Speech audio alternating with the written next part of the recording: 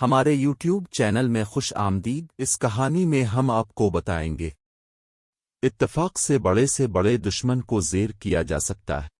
نحف العرب عربی ادب کی ایک مشہور کتاب ہے۔ اس میں نے ایک واقعہ پڑھا تھا۔ کبھی لکھتے ہیں کہ شہر میں کتوں کی بڑی لڑائی چل رہی تھی۔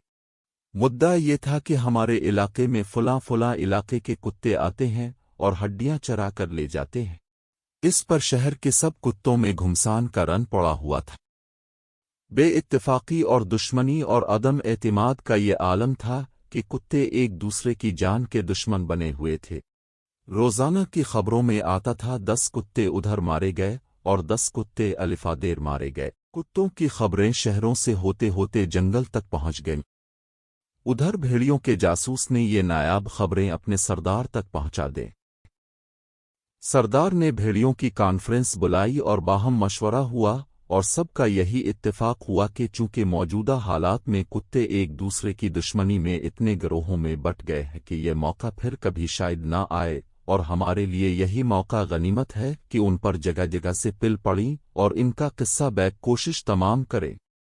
یہ سوچ کر بھیڑیوں نے اپنی فوج کو جماعت در جماعت منظم کی اور وقت، موسم اور جگہ کو اپنے موافقت کے حساب سے شہر کا رخ کیا، اور چوں چاہے کرتے ہوئے بھیڑیوں کے ہر اول نے کتوں کی ایک الگ تھلگ ٹولی پر حملہ سارے کتوں کو کتے کی موت مارا اور کچھ کو زخمی کر دیا۔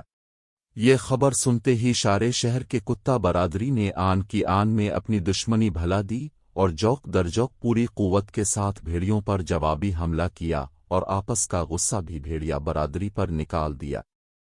بچے کھچے بیڑی جوابی حملے کی تاب نہ لاتے ہوئے ایسے بھاگے جیسے ایسے موقعوں پر عموماً وہ کرتے ہیں، یعنی دم پچھواڑے میں دبا کر ایسے بھاگے کہ پیچھے بھی مڑ کر نہیں دیکھا، حتیٰ کہ جنگل میں جا نہ پہنچے جہاں ان کی بیگمات ان کا منہ چڑھا رہی تھیں۔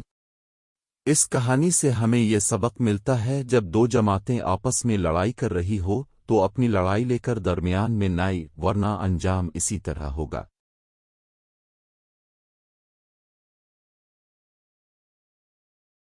شکریہ ہمارے ویڈیو دیکھنے کے لیے۔ مزید اس طرح کی ویڈیو دیکھنے کے لیے ہمارا چینل سبسکرائب کریں اور بیل آئیکن پر کلک کریں تاکہ ہماری نئی آنے والی ویڈیو اب تک بر وقت پہنچ سکے۔